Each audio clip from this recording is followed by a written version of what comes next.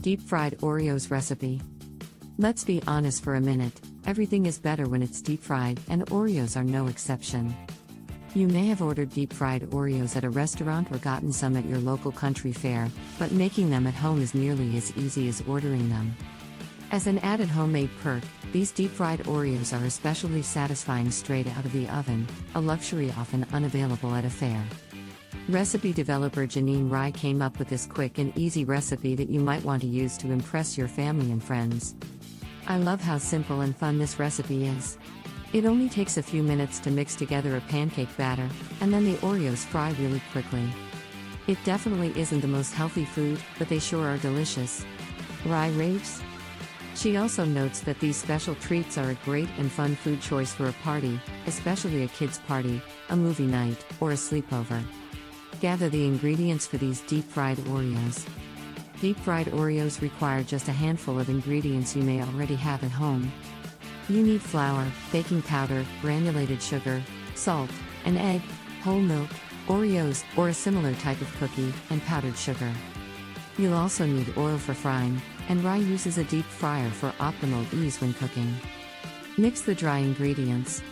For this step, you will need a small bowl. Toss in the flour, baking powder, granulated sugar, and salt, and mix together to combine. Heat up the fryer and coat the Oreos. Janine Rye / tasting table. Turn the temperature of your deep fryer up to 350 F, then use a fork to pierce the Oreo through the middle and dip it in the bowl with the batter. Be sure to coat the cookie really well on all sides.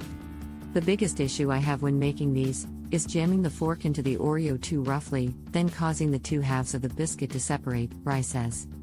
It's a really small thing, I would just recommend being gentle when spearing the Oreos, Rye says.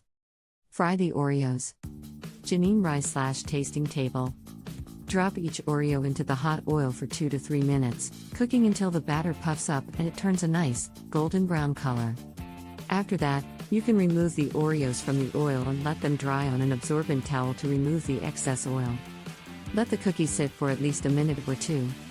It's important to monitor the temperature of the oil, Rye notes.